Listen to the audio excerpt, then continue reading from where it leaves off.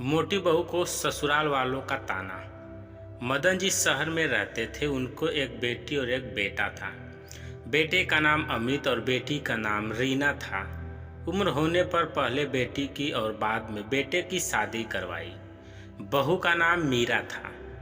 शादी के 2-3 सालों में ही मीरा का वजन काफ़ी बढ़ गया था और वह पहले से दोगुनी मोटी दिखने लगी थी। इस मोटापे की वजह से सीमा को कई लोगों के ताने सुनने पड़ते थे। पड़ोसी भी उसे मोटी भैंस कहने में हिचकिचाते नहीं थे। कितनी मोटी हो गई है, कैसी दिन भर दिन फैलती जा रही है, देखो जरा भी शर्म नहीं आती। पति बेचारा सूखा जा रहा है, यह देखो खा खा कर कैसे मोटी हो रही है। कुछ इस तरह की बातें अक्सर मीरा के कानों पर पड़ जाती थी। स्वभाव से हंसमुख मीरा इन बातों को इग्नोर भी कर देती, लेकिन उसे ज़्यादा दुख तब होता था जब उसकी खुद की सास और ननद उसके मोटापे के लिए उसे दोषी ठहराते और भला बुरा कहते।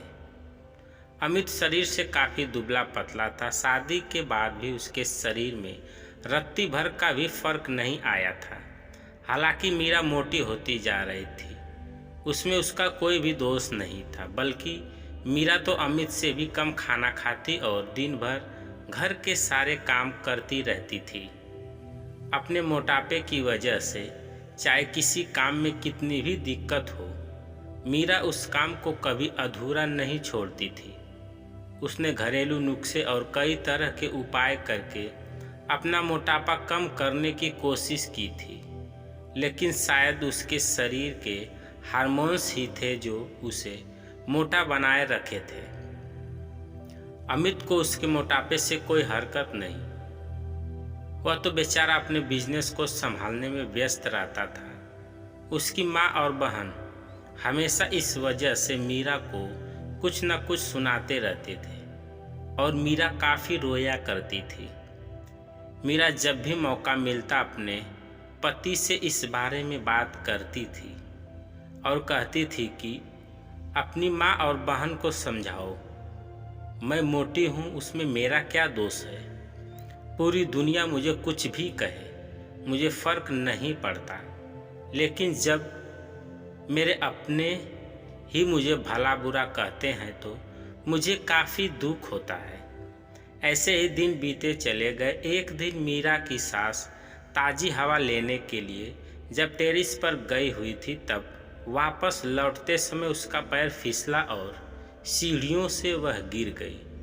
भाग्य से वह बच गई, लेकिन उनके पैर में बड़ा फ्रैक्चर आया। उनको अब एक जगह से दूसरी जगह जाने में भी काफ़ी दिक्कत होने लगी। बिना किसी के सहारे के वह ऐसा कर ही नहीं पा रही थी। जिस मोटी बहू को वह रोजाना ताने मारती थी, आज वही बहू उनका हर काम कर रही थी और उन्हें एक जगह से दूसरी जगह ले जा रही थी। उनका खुद का वजन भी 75 किलो था, जो उनके बेटे अमित के लिए भी उठा पाना संभव नहीं था।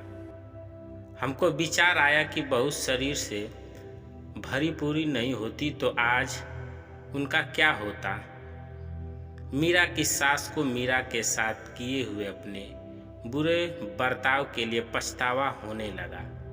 उन्होंने एक दिन मौका देखकर इस बात के लिए मीरा से हाथ जोड़कर माफ़ी भी मांगी। मीरा ने कहा, अरे माँ, आप माफ़ी क्यों मांग रही हैं? आप मुझे समझने लगी, मेरे लिए इतना ही बहुत है।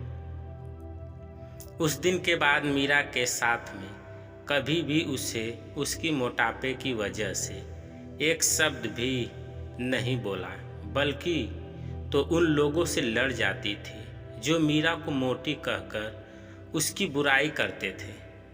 मीरा की ननद भी इस घटना के बाद उसे इस विषय पर कुछ भी ना कह सकी। खुश मिजाजी मीरा अब पहले की तरह ही सब कुछ भुलाकर खुश रहने लगी।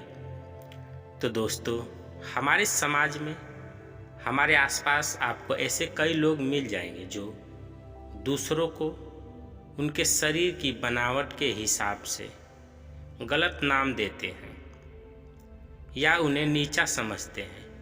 किसी की हाइट कम होती है तो नाटा, किसी का रंग काला है तो कालिया, कोई हेल्दी है तो मोटा, किसी के बाल कम है तो टकला। हमें ऐसी सोच को पूरी तरह खत्म करना होगा और यह समझना होगा कि बाहरी स्वरूप ज़्यादा मायने नहीं रखता, मायने रखता है भीतरी खूबसूरती, स्वभाव और विचार। तो दोस्तों, कहानी कैसी लगी कमेंट करके अवश्य बताइएगा। अगर आप चैनल पर नए हैं तो चैनल को सब्सक्राइब करें। वीडियो को पूरा देखने के लिए धन्यवाद।